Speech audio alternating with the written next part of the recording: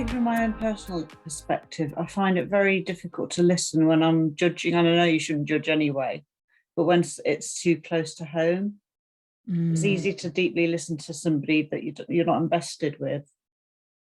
It's very difficult to listen to somebody when you've got all these preconceived ideas and all this history with, and that's what I find difficult. Me too. Me too. And would you like that to be different?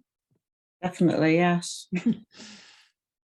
I mean, you know, if Derek was here, he'd say, well, the first thing is you've noticed it. So that's brilliant, which is true. But I guess sometimes we battle with that. Yeah, I've noticed it, but it hasn't changed. So what could I do? I mean, it's really juicy to explore that. If people want to explore that, I haven't got the answer. I'm just saying for all of us to explore it and see if we can sort of figure out an answer. Or any hints and tips. Strangulation. I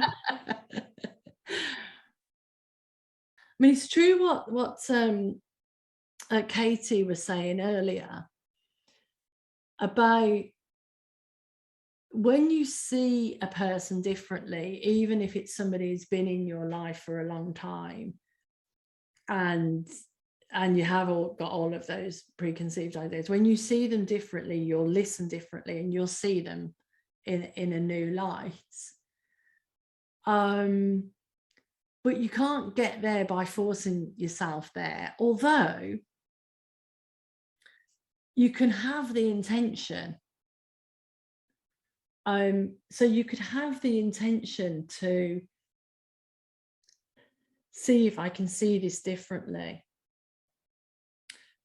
I'll give you an example. I think you may have heard this before. Someone that worked with me was a brilliant facilitator. And one day they came to work and they didn't bring their ID and they didn't bring their key belt and they came late. So when they came to work, they had to go and sort all that out with security. And we were running a group, and I just had to get on and run the group. And I had one of our peer mentors with me. Anyway, they came and they sat in group and they had an issue with this peer mentor. They had some like bit of insecurity with each other. And so they sat in group and they were shaking their leg, and I was aware of their thinking. Like I kept feeling like I couldn't not listen to their thinking. So I had to keep sort of regrounding myself to not be having judgments about the way that they were behaving. So we got through group, and then there was a little spat between them and the guy. And then that was it. And, you know, we had lunch, and I think, you know, we finished or whatever. So for 3 days, I thought of all the things that I was going to say to this person, how it was inappropriate, how, you know, everything was inappropriate, it was unprofessional, it was this, it was that. I had all these reasons, and I was really sort of caught up with it. And I'd heard Linda Pettit say that everything can be seen, every reality can be seen different from a different level of consciousness. So the same thing can be seen different from a different level of consciousness. And I didn't really know how to do that or what that meant, but I was willing to see if that was true. And I could tell, so I don't know if anybody else ever has this, you know, when like you're having a conversation with someone in your head and you keep going down those rabbit holes, and then you keep coming to the same conclusion that, you know, they're an idiot and they should do this, and this. so I kept having those conversations, but I could tell, I suppose the feeling was telling me, I could tell that that was the stale old stuff, that I already knew that. I already knew that this person was unprofessional, blah, blah, blah. So every time I had that conversation in my head, I had a willingness to say, I'm going to put that to one side for now. What else? Is there anything else? And I stuck with that for 3 days. And I felt very self-righteous, I have to say. You know, I totally believed in myself that I needed to do something about this situation. And I really thought that by Monday, I would have made that decision and I'd be dealing with this situation. But I was willing and I had the intention, can I see something else about this situation? And it created a space. The only way I can describe it is it was like it created a space in my mind. And I was sat in bed on the Sunday morning, and the situation came into my mind, and I did my usual thing with it. And I was like, no, I know what that is. And you're not catching me out, because my mind kept giving me a little bit of a different flavor, or a little bit of this, a little bit of, spice, to try and trick me into going down the rabbit hole. And I went, no, I know all that already. I'm putting that to one side. And all of a sudden, I was burst with gratitude for the person. I suddenly felt this overwhelming love and gratitude. Suddenly came into my mind all the amazing facilitations that person has done, all the people's lives that person has touched,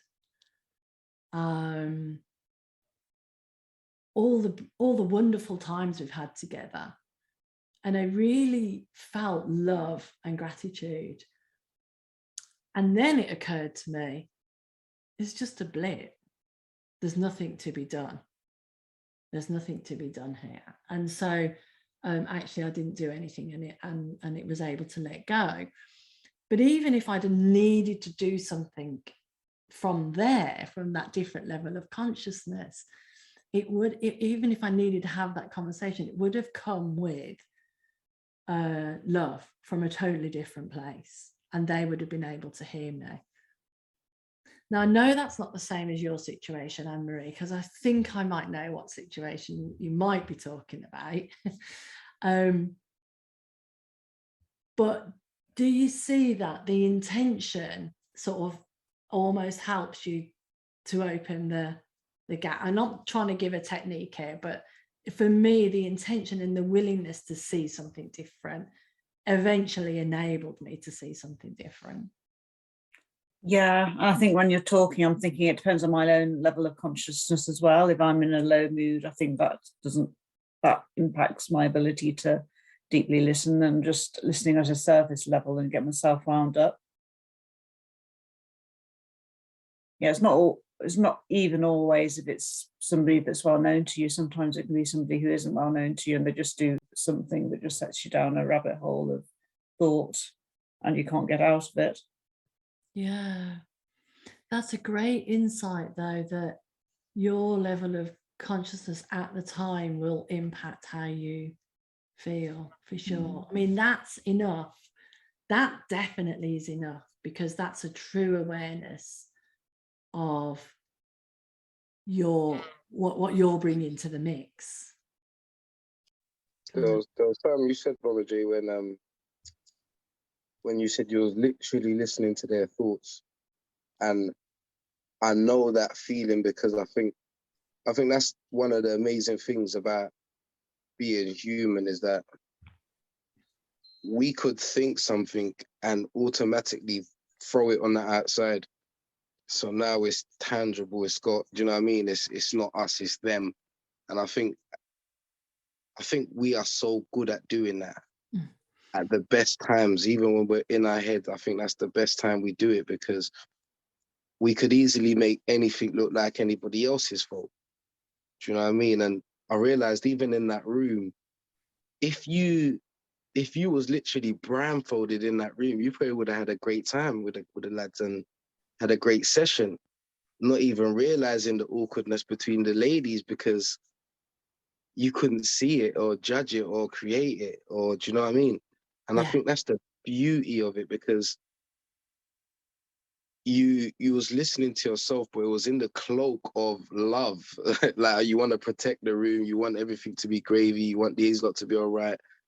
And I think that's the beauty of it. Do you know what I mean? It's just that when we catch ourselves there, we can see what it is. We can see that it all comes down to us. We are actually 100% of the time listening to ourselves.